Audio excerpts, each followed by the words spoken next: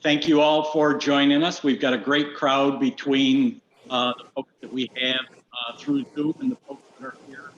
I want to thank Washington County for putting this together, but first I'm going to call on Dave, who is holding the flag for us, and we'll begin with the Pledge of Allegiance.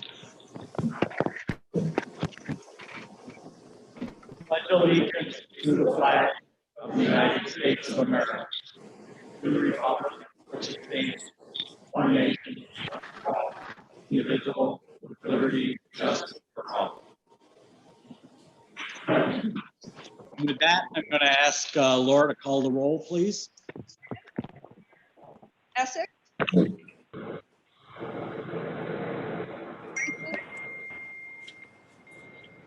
Fulton. Fulton. Hamilton. Hamilton. Herkimer. Herkimer. Here. Lewis. Lewis. Here. St. Lawrence. St. Lawrence. Saratoga. Saratoga. Warren. Warren. Washington. And so the next item, we have an issue. The Bluetooth, the mic speakers for the people that are on Zoom meeting trying to talk. We're getting the replication.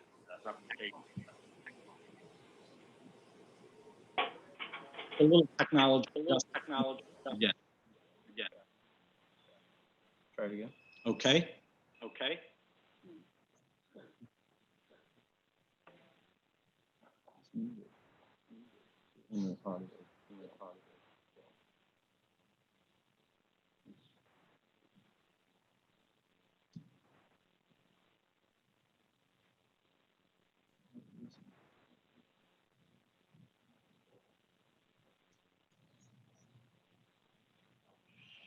Try it one more time. We'll try it one more time. See, now I'm the low tech. I'm the low tech. I'm the cut and paste old. I probably just plug the speaker and say, here you go. That worked the first time.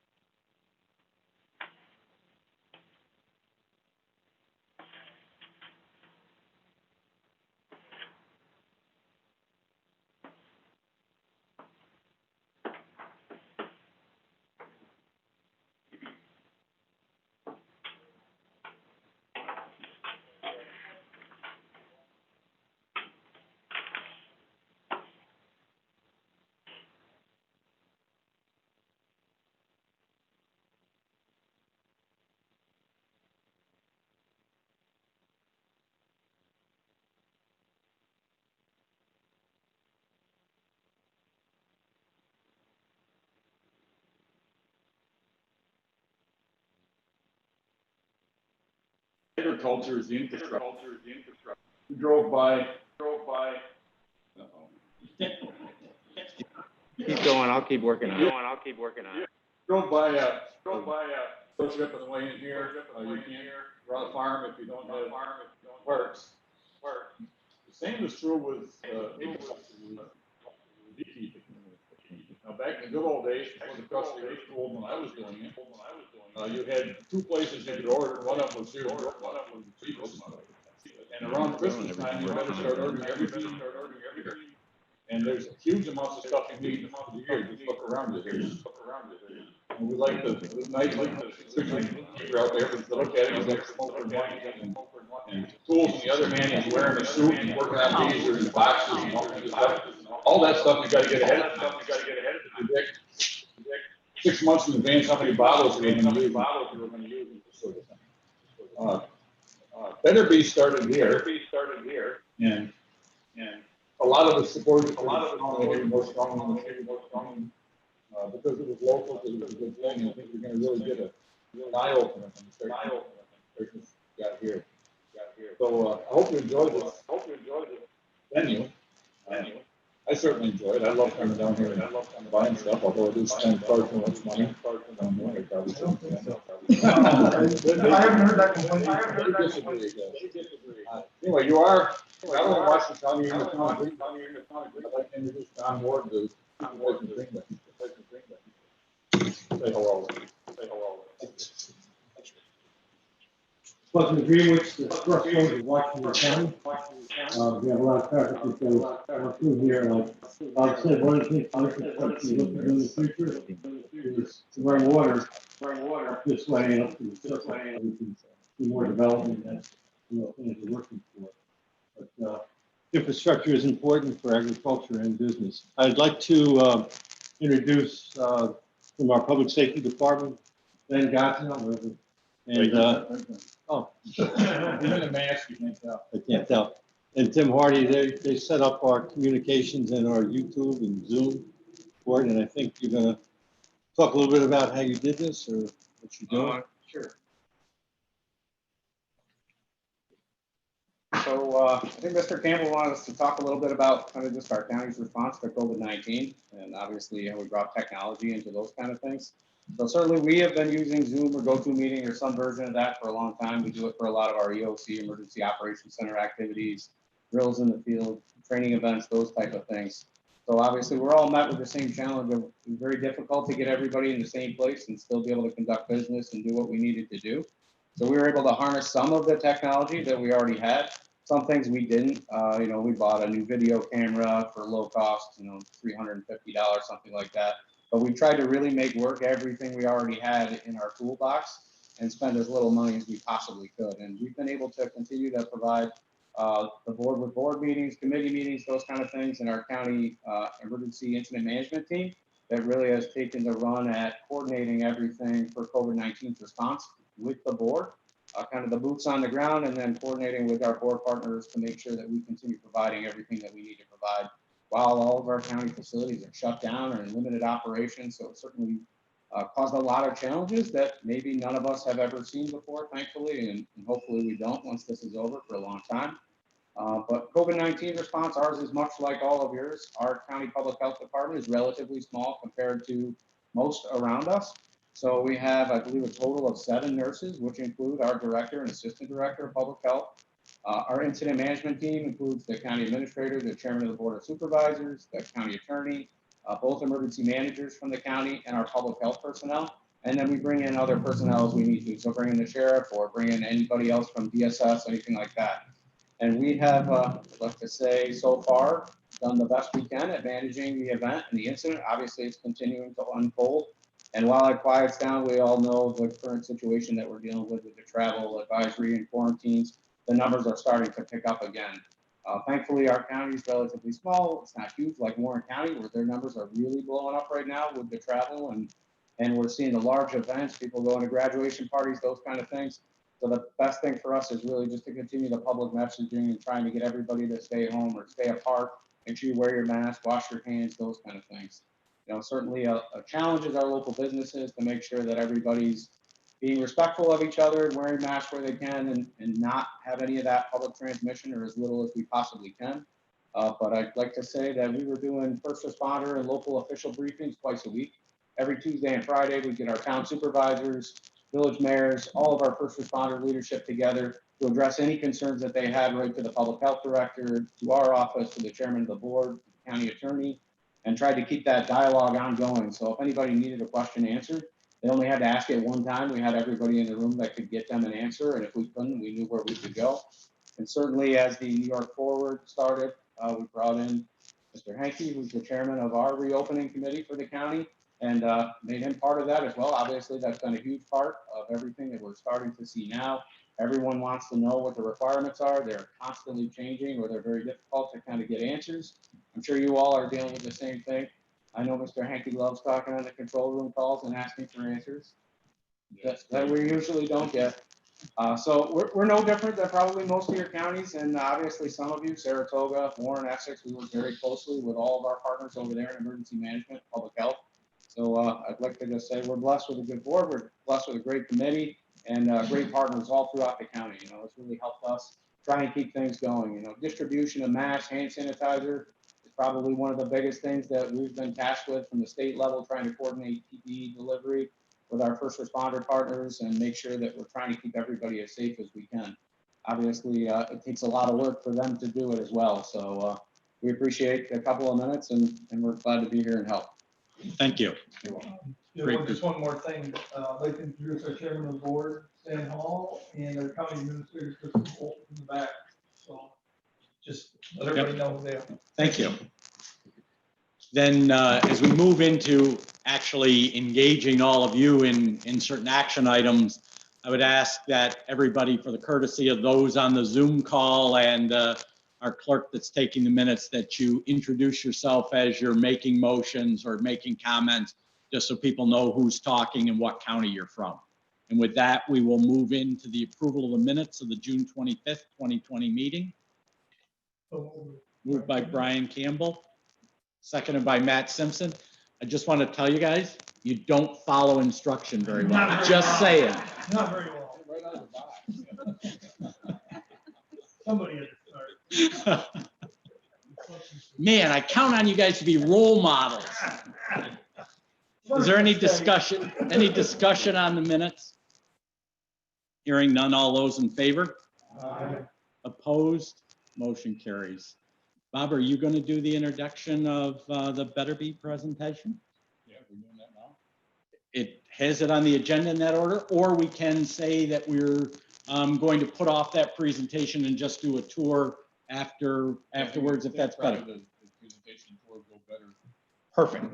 One after the So then Alex, you are on for the presentation. It doesn't look like you're muted. Do we have to turn the main speaker back on so we can hear what Alex is saying to us? Try that again, Alex. Hi, can you guys hear me over there? Your lips are moving. It doesn't look like you're muted, but we're working on the technology on our end.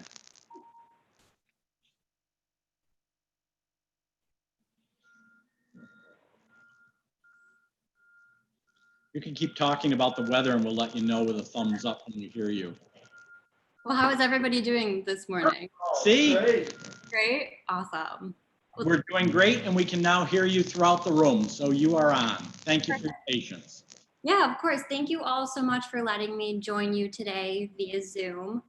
If you don't already know me, my name is Alex Lamont, and I'm NISAC's Legislative and Policy Coordinator. It's very good to see all of you in that little icon this morning. I'm going to run through what's happening at the state level and in Congress this morning, and then I'll also talk a little bit about the tax cap and sales tax, and I'll end with some issues that I know are of local importance, rural cellular, and the constitutional amendments for Cathead and Gabriel.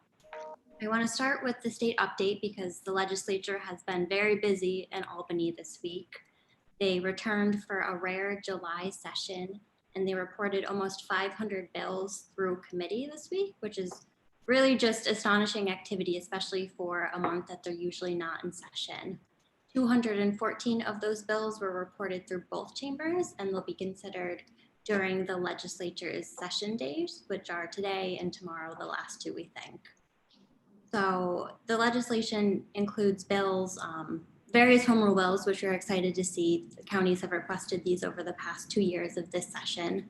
There's also several other NISAC priorities in there. There's bills to support the recruitment and retention of volunteer firefighters and EMS, bills to provide assistance for veterans, provide new environmental protections, and also to update references to individuals with disabilities, which was a priority of our Standing Committee on Children with Special Needs. So we'll provide you with an update on all of this, something more comprehensive and in writing when the legislature has concluded their activity for this week, which again, we think maybe today, possibly tomorrow. It seems likely that they may go home today. We've continued to weigh in on all of our priorities in partnership with many of you and our affiliate organizations. And as always, we encourage you, if there are home bills you would like to see moved, please reach out to your senators and assembly members. They listen to you more than they listen to us on these home rule matters, and let them know what bills you're looking to advance before they go home. On the federal side, so the state legislature returned to Albany this week, Congress returned to Washington. This week, US Senate Majority Leader Mitch McConnell from Kentucky outlined a broad package of his conference's priorities for the next federal stimulus. It did not include funding for state or local governments, so we're a little pessimistic about that right now, but we'll continue to advocate for that local aid. We don't expect Congress to stay in DC for very long. The House is scheduled to begin their summer recess on August 1st, which is only a week away now, and the Senate is expected to begin theirs on August 10th. And then they'll stay in recess until the Labor Day holiday in September. So should Congress not reach an agreement before they head to recess on August 1st, we don't know if they'll pass an additional COVID-19 stimulus package. Our delegation in New York really continues to lead in fighting for aid for counties in Washington. Congressman Reed, who's from the Finger Lakes, carries a bipartisan relief bill called the SMART Act, which I'm sure you've heard of by now. Senator Schumer and Gillibrand are pushing the Direct Support for Counties Act, or Communities Act rather. And both of these bills would benefit counties. So at this point, what we really need is for other states to step up. Our members have done an awesome job in reaching out to their representatives. Their representatives have been very vocal. But other jurisdictions across the state, both states and local governments, really aren't showing there's a need here. So we're trying to work with the National Association to engage other counties rather, and let their representatives know that there is need for a final stimulus package before they leave DC. So we would encourage you to continue to reach out to your representatives as well, particularly Elise Stefanik. She's got a very close relationship with the president, and we could really benefit from her talking to him, getting his ear on this. And then of course, I just want to thank you all for what you've done to encourage your delegation to support this direct, flexible, unrestricted aid to county governments. And if you could engage, particularly Stefanik, that would be a tremendous help right now. So as far as what's next, congressional negotiations are expected to begin sometime this weekend. They'll continue into next week. And we'll provide you with a more formal update when there is some activity. The next thing I want to spend a couple of minutes on is sales tax and revenue. So the first thing, the tax cap, the inflation data for June was released on Wednesday, and it provided the final data point that was needed for calculating the 2021 county property tax cap inflation factor. So we expected the inflation rate for tax cap purposes to come in around 1.5%. That turned out to be the case. So for 2021, the allowable levy growth factor for counties will be 1.0156%. For the past 2 years, the property tax cap inflation factor maxed out at 2%. So this amount, 1.0156, is obviously considerably lower than that. I also want to note that sales tax activity is at the halfway point for the year. So we've got data now from January to June. We saw in the first 3 months of 2020, sales tax results were actually pretty strong. Receipts were up 5.2% in aggregate across the 57 counties. New York City was also slightly ahead for the first 3 months of the year. Then the pandemic hit, So with social distancing in place for much of the second quarter, economic activity obviously declined in all of our communities, and the sales tax followed suit. So for the first half of the year, it looks like total local sales tax is down about 11.6%. For New York City, it's down 17.1%. That's about $700 million for them. Rest of state is down 8.4%, so considerably lower than the city, but still very low. And actually there's 16 counties that are slightly ahead compared to last year, so that's a little bit of good news. The last two topics I want to touch on before we open it up to some questions and discussion are rural cellular and the constitutional amendments. So 2 weeks ago, I'll start with rural cellular. NYSAC wrote to the president and congressional leadership to advocate for infrastructure priority projects and funding for our counties. And as part of this request, we've continued to advocate for the need for additional funds to deploy cellular infrastructure to the Adirondacks, Catskills, and all the other rural areas of the state that are unserved or underserved. So together with NACO, the National Association of Counties, we've really continued to put pressure on Congress to act. Last week, Stephen joined Chairman Bill Farber, Congressman Brindisi, and they had an in-depth conversation about the need for rural cellular investment. We encourage you to listen to this conversation. It was a great podcast. It's available at nysac.podbean.com. That's PODBEAN, so nysac.podbean.com. And it's really been Congressman Brindisi and Congresswoman Stefanik who have led a bipartisan rollout for cellular infrastructure. So this is something we're very excited about. We're encouraged by some of our recent conversations with the White House, and we're hopeful that if a comprehensive infrastructure plan is announced, it will include significant investment for rural cellular infrastructure deployment, which is a mouthful. So I'll end with another big topic for this group, the constitutional amendments for Cathead and Gabriel. I can provide a short update and then I'll defer to Bill Farber and others in the group for their take. Many of you banded together to advocate for both constitutional amendments to pass through the legislature at the end of this year. If you don't know the way it works, so constitutional amendments, the process is that they have to be passed through 2 consecutive legislatures before they're able to be placed on a ballot for voters to vote on them. So at the request of Hamilton County and the other Adirondack counties, Stephen sent a request to Speaker Hasty in the Assembly and Majority Leader Stuart Cousins in the Senate, and he asked them to please include these constitutional amendments as part of the end of session push. As of this morning, we still haven't heard anything back from them, so we're awaiting a response. And counties have obviously invested a significant amount of time in working with the governor's administration, DEC, other stakeholders like the Adirondack Council to craft language that hopefully will be a starting point for negotiations. And these could happen over the next 11 months. So that's all I have for this morning. Bill, did you want to add anything to that constitutional amendment piece? Sure. Obviously, or maybe not obviously to the group, there are 3 constitutional amendments. The third one deals with some issues around ORTA and whether or not the ORTA facilities that are in Lake Placid in the town of North Elba are really compliant with the existing state land master plan and the language around that first amendment dealing with both Whiteface and the bobsled run. So the simple reality is we need 3 amendments. Alex laid out the process for amendments and why it's critical that we get first passage this session. It's not clear that the legislature will be back again after they leave this week.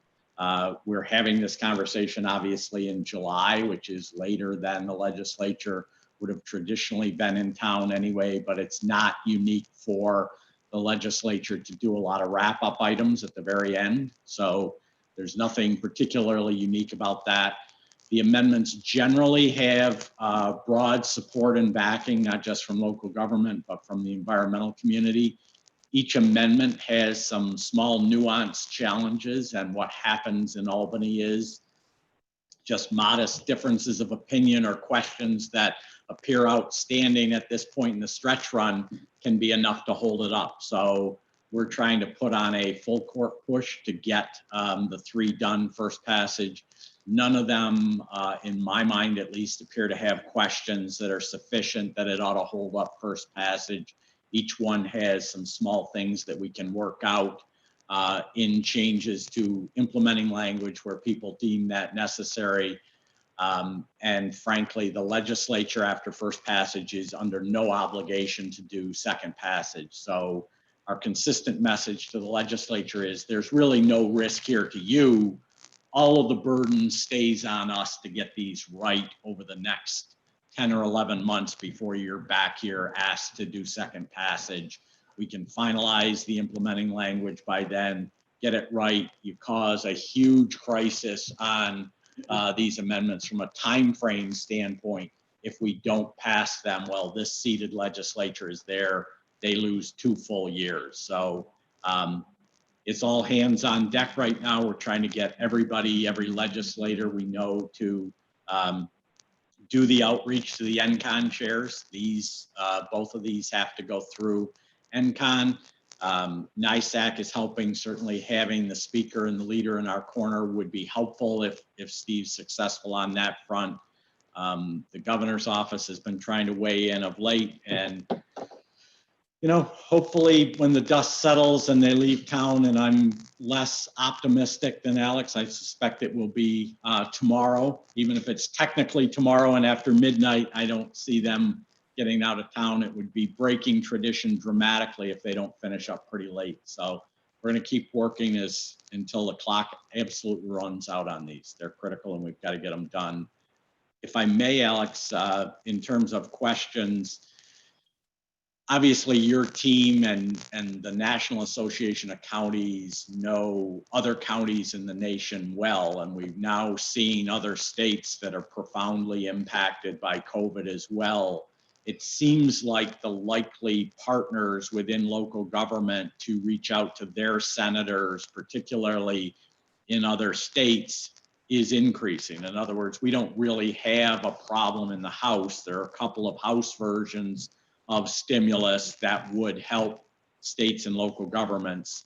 The real holdup seems to be in the Senate. So as you now look at the states that have profound outbreaks and which of those states have majority members in the Senate, where do we see the opportunities for advocacy to get the Senate to really come to the table and negotiate with the House and pass one of these compromise bills rather than sort of the taking partisan positions that we've seen to date that goes on between Schumer and McConnell, and the more others seem to weigh in and raise the profile of the political fight, the worse it seems to get. We seem to get farther apart, not closer together.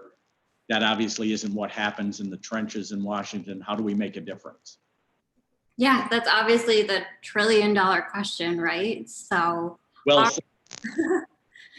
our approach has really been to work with the National Association to try to engage counties and towns, villages, cities, and other states to reach out to their representatives, particularly if they are represented by a majority member in the Senate. Our membership, there's no doubt about it, the New York congressional delegation has been on top of this. They've really communicated that it's important, but right now it's really seen as a New York issue in DC. And as Bill said, there's obviously other parts of the country that are being very hard hit right now. And so we've just been trying to talk to the other county associations in different states, particular counties we may have relationships with. We'd encourage you to do that too. If you have colleagues in other states across the country, please reach out to them and ask them to reach out to their member of Congress and their senator, because we need to communicate that this is a universal problem. It's not just New York State that's suffering from loss of sales tax revenue, increased expenses. I mean, all of the challenges here. So we need to really get others on board to show that this is still a problem and it's not just a problem for New York. This is a national issue. And truly at this point, New York State may get less stimulus than other states simply because we've done such a good job containing the virus at this point. We have spent less in recent weeks than other states that are now really dealing with an onslaught of cases. And so our perspective is that this is definitely a New York issue, but even more so, it's becoming an issue for Florida and these other big states. So if you can if you have a relationship with either county legislators and other states, county representatives, or if you happen to know a member of the House or Senate you can reach out to, particularly in the majority, that's what we need to do right now is get these other states on board.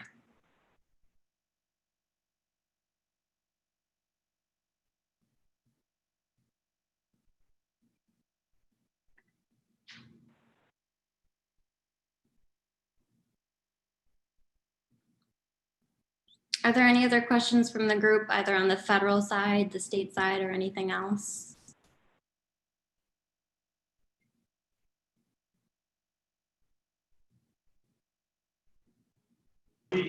What's our strategy here and our end game on that? Are we still advocating for the passage of the block, or where do we stand on that? I'm sorry, could you repeat the question? The screen cut out, or the audio for the first half of that? Sure. So Alex, Mo Wright from Saratoga County was asking the question of us related to whether or not the strategy for the constitutional amendments was still to push for them as a block, or whether or not there was a chance that the governor and the legislature somewhere in this process would split them apart and say, hey, we got one for you or we got two for you. Our strategy, Mo, hasn't changed at all.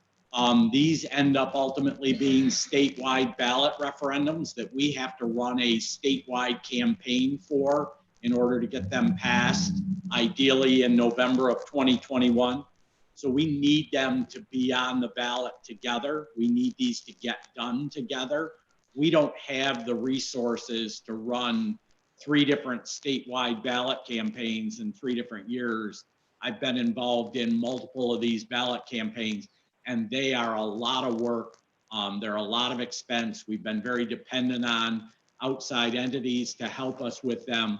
But it is tough when you think about the size and scale of New York State to run a statewide campaign and educate voters without really any budget to do so. So it takes a team approach. It takes diversity of benefit. So being able to talk about the World University Games, being able to talk about public safety, being able to talk about removing blight in Franklin County by being able to deal with this old prison. All of these issues really connect to a different constituency within the state as you campaign for them. And there's really value in packaging them together for that reason. So our strategy hasn't changed. There's never any guarantee that Albany won't try to split them apart. We have to rail and fight back against that with everything we've got. Alex, I'd love your take on that as well, if you have something to add. Yeah, absolutely. I agree with that. I mean, the message here, and I think this was mentioned earlier, is that supporting these bills on first passage doesn't mean that you have to definitively support them in the next 2 years of session. It's just giving these bills a chance so they're not delayed by 2 more years. So we are really trying to work on the assembly right now. It seems like the Senate Chair of Environmental Conservation, Kaminsky, is supportive of these amendments. Engelbright is always a little bit more difficult, and so we're trying to get him to move the bills. But you make good points, and we would agree with all those. Thank you. Question from Brian Campbell. Yeah, Alex, so if this went through as a block, is there a possibility in the next time they would split them, or would they still stay a block if they passed the first time? Yeah, I think that might be a constitutional law question. I'm not sure about the specifics there. My understanding is that, or unless somebody else knows more and wants to chime in first. I was just going to say they can always split them apart because they're 3 separate and distinct constitutional amendments. So a constitutional amendment gets passed by the legislature as a resolution. It's not legislation.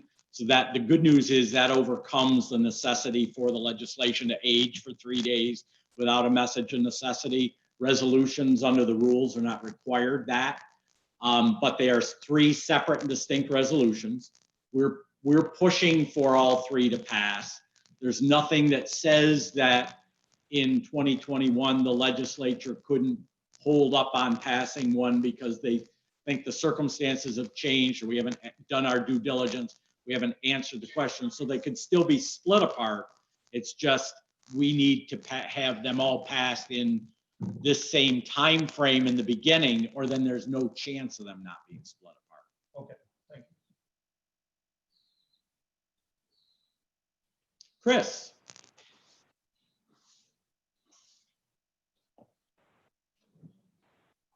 We're just moving the iPad around. The question for you that I'm sure is for you this time, Alex. Yes, this is for Alex. I was pretty well watching now. Alex, in the 214 bills that are going to the floor tonight and tomorrow, or in your conversations with the second floor, has there been any discussion about the upcoming general presidential election? The reason I ask is that we're in Washington County, we're kind of prepared, so we're going to have to administer that election the same way we did the June 23rd primary.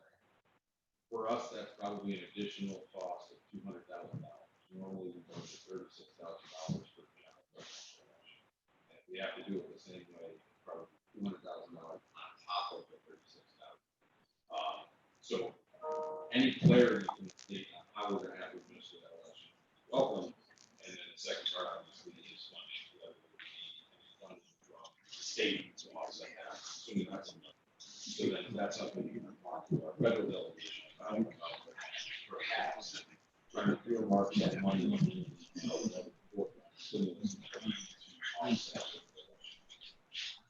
I'm sorry to cut you off. Your audio is cutting out a little bit. Is there any way you could get closer to the screen just to repeat the question? I caught most of that. Thank you. Where's your mic? Turn this right over to you. All right, Alex, questions about upcoming presidential election. Yep. So we're under the assumption we're going to have to administer it the same way we did the June 23rd primary, which is mailing a absentee ballot application to every registered voter. First question is, have you had any conversations with the second floor, or is there a bill in the 214 that are going to the floor that gives us some certainty that that is in fact what we're going to have to do with the general election? That is definitely our hunch right now. We have been talking to the second floor as well as the legislature, the leadership in both houses about the cost of different ways of running elections. It seems like for now it will be absentee. So there are some bills, for example, if it is in person and we do require early voting again, which we would in that case. There's a bill in the legislature that would require at least one polling place in the most populous area of the county. So changes like that could incur a cost for some counties if they did locate their polling places differently. So we are tracking all of those though, but if I had to guess right now, and I think the rest of our team would agree with this, it'll probably be absentee. Okay, so two issues then. So that bill that you just mentioned is the Breslin bill. That's a nightmare for us. Okay. And I've spoken to Kerry Warner, I've spoken to Dan Steck about that. I spoke to Breslin's office, I gave him some alternative language. That's an absolute killer for us. So as an example for Washington County, our county seat is Fort Edward. Our most popular municipality is the town of Kingsbury, which is 500 yards away from our municipal center.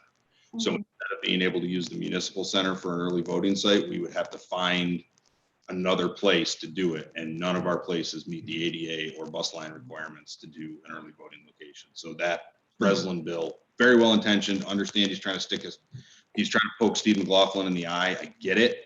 But there needs to be a little bit of change to his language because right now that's a killer for small counties. So the other thing is if we have to do it by absentee, we're thinking that for Washington County, it's about a $200,000 additional cost on top of the $36,000 that it normally costs us to run a general presidential election. Mm-hmm. So that being said, I'm assuming there will be no money forthcoming from the state. So is that something we could talk to the federal delegation about, of getting something earmarked in the fourth stimulus bill to offset local election costs since it's a federal election? I'll ignore the state part of the election for first and just blame them. Yeah, I think that's an excellent idea. You're right to not think about the state part and that the state has no money right now. And even when they did, they weren't particularly receptive to fully funding early voting in a way it needed to be funded. I am not sure if that is something we've talked to the delegation about yet, but it's a terrific idea and we can definitely weigh in. I think there's interest in a lot of states, particularly with it being a presidential election year. And I see no reason why it wouldn't be appropriate to give federal funding. And then on the Breslin bill, I'm not sure if we weighed in on that. I believe we did. I'm not sure if we memoed an op. I believe we expressed our concern, but I will follow up for an update there as well to see if that bill is moving. Okay, great. Thanks so much, Alex. Yeah. Thanks, Brian. Chris, sorry about that. I don't know if I demoted you or what. Depends on the day. Yeah. Other questions?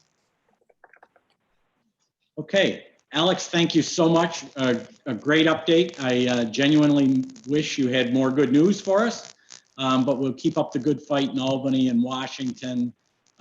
Certainly I appreciate everything that NISAC is doing. I'm not sure everybody realizes how much NISAC has had to amplify their Washington efforts over the last 12 to 18 months on a number of levels. You know, it used to be predominantly a conversation about Medicaid and some of those things and how the funding flowed.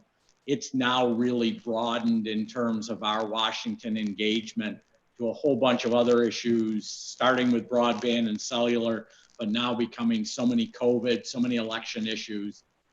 They have really had to step up in a profound way. So I want to thank you and the team, Alex. Yes, thank you, Bill, and thank you to everyone else, both for your advocacy and everything you're doing, you know, over the past couple of months to slow the spread of COVID. We've been tracking it from our office very closely, working long days like you are to try to address all of these funding issues as well as the public health crisis. So thank you very much, and it's very good to see you all again. Thanks, Alex. So comments or privilege of the floor. Again, if anybody is inclined to raise an issue, I would just ask that you introduce yourself for the purpose of the recording and the record, and those that are on the phone. Looks like Claudia. We're going to modify the process a little bit and ask speakers to come up and see if that works a little better for the ability for people to hear. Just a question, actually, since I don't remember, did we, as intercounty, already pass some sort of resolution supporting the 3 constitutional amendments going together as a block? We actually have not passed that resolution. Albany tends to be fairly unpredictable in terms of the way they will deal with issues. So one of the challenges that we've always had at Adirondack Intercounty, where we've had from a process standpoint, a process being a county resolution gets passed, gets forwarded to intercounty, and then intercounty acts on it.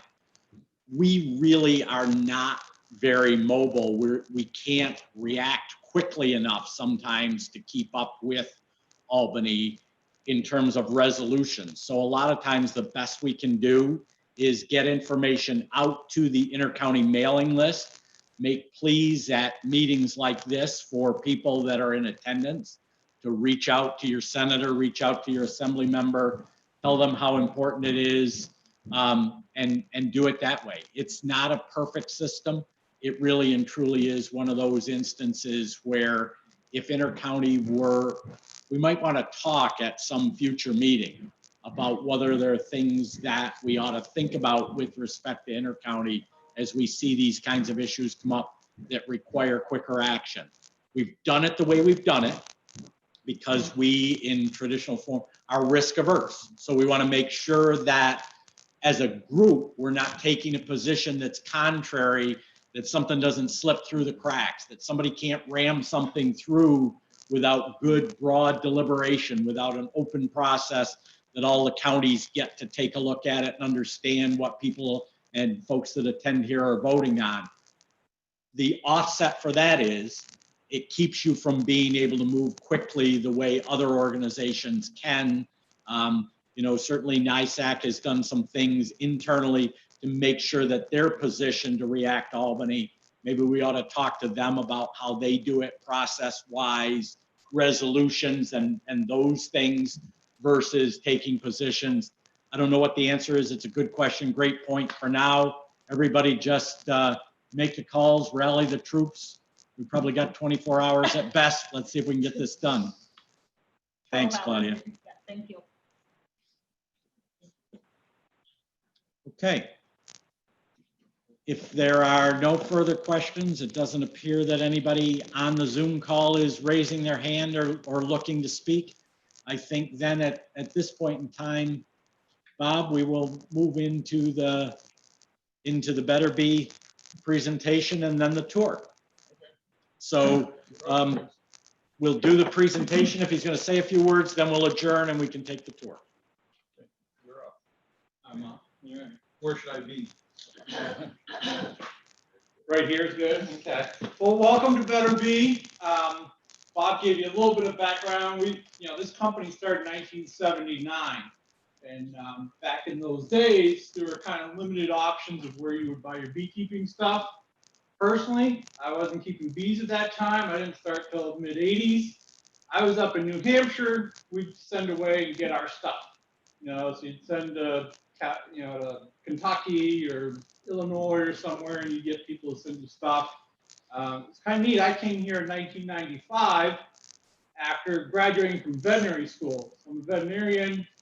Came here in 95. Worked for dairy farmers. Worked for Brian.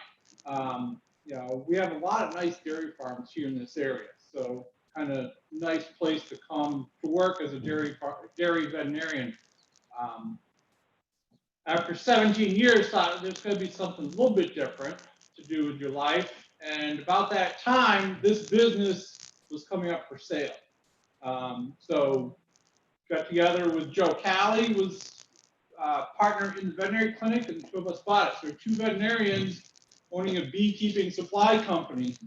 My in-laws, my father-in-law, mother-in-law, asked my wife if we had food stamps in New York, because they pictured me sitting by the side of the road with a little, lawn chair and a table and a couple jars of honey for sale. And that's what I was doing now.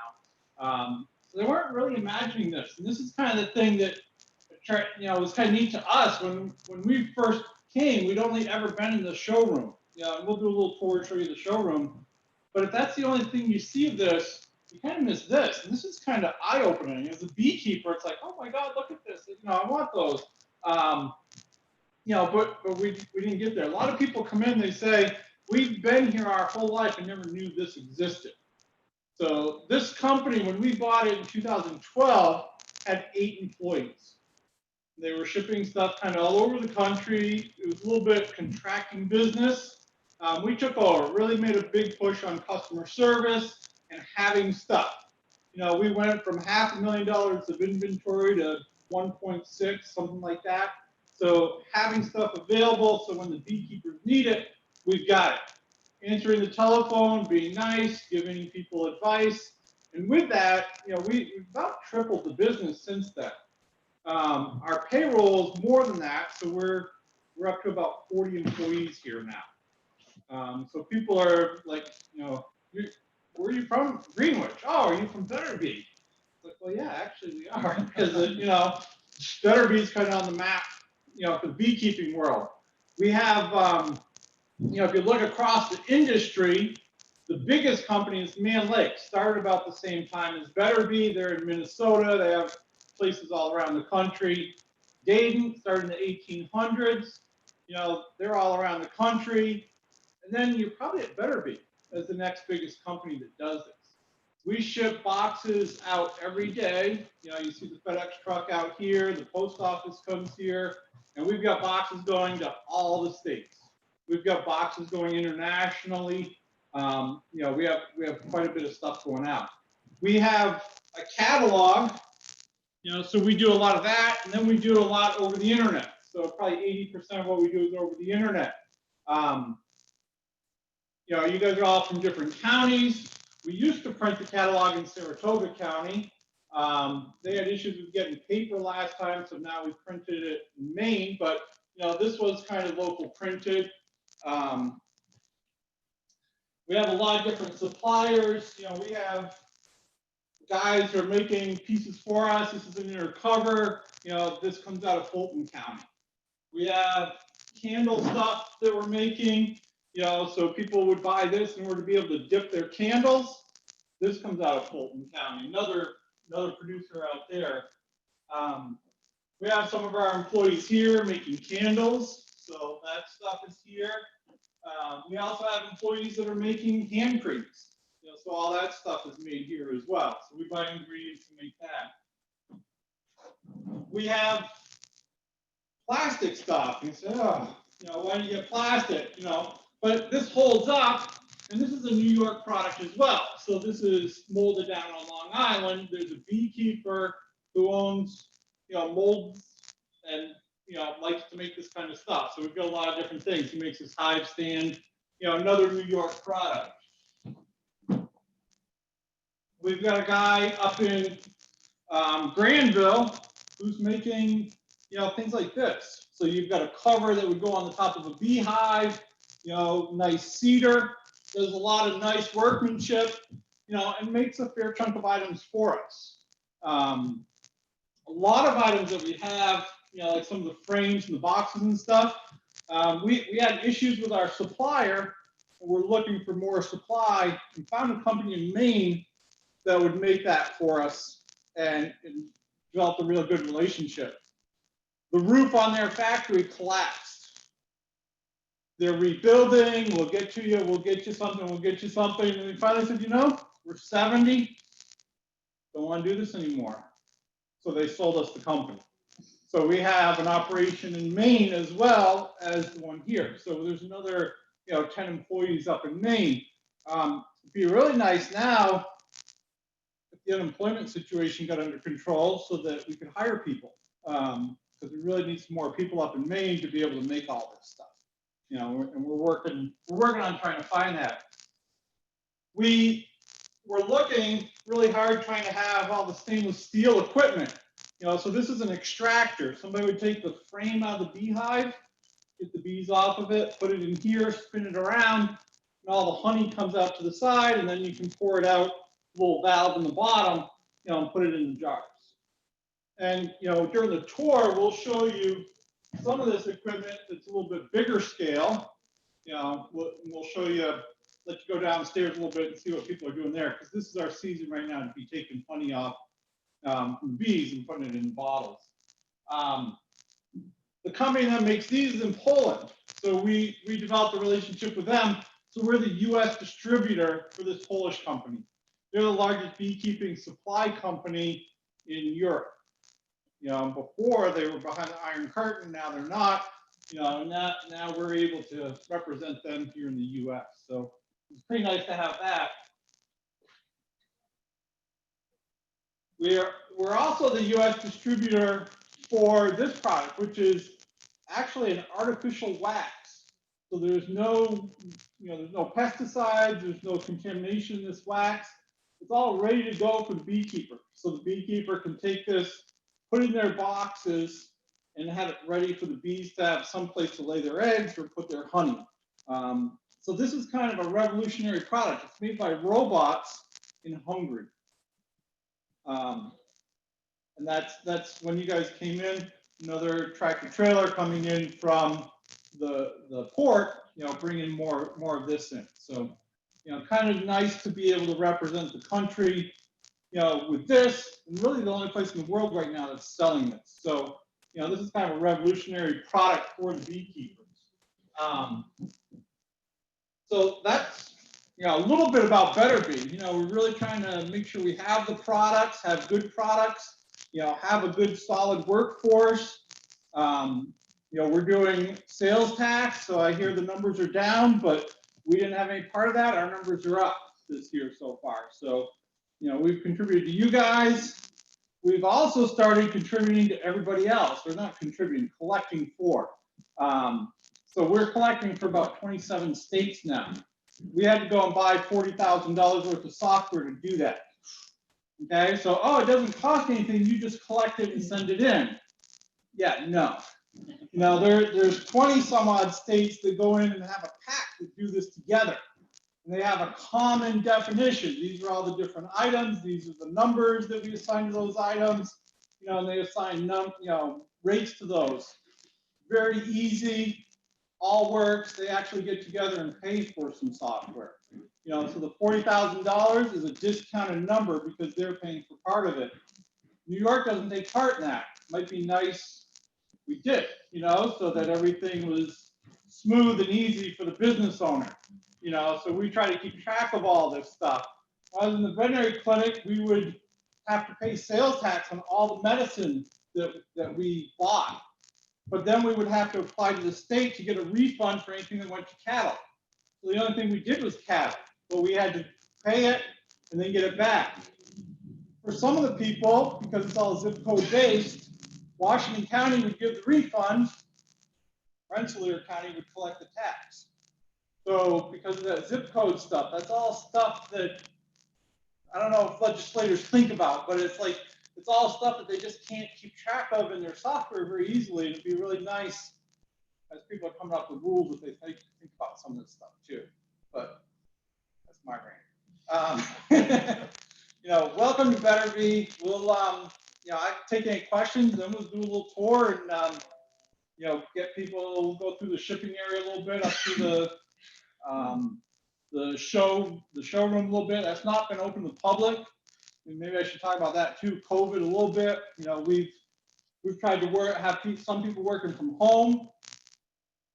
A little bit of trouble with that because we don't have internet in all the homes. You know, we've got one woman who's down in nowhere, Rensselaer County. I shouldn't say nowhere, but yeah, backwoods of Rensselaer County. She's not on any main road, and she's got 4 times the internet that we've got here. You know, we've got other people, they go up into Hebron, and they don't have any internet. They can't even connect, you know, an internet telephone. So, yeah.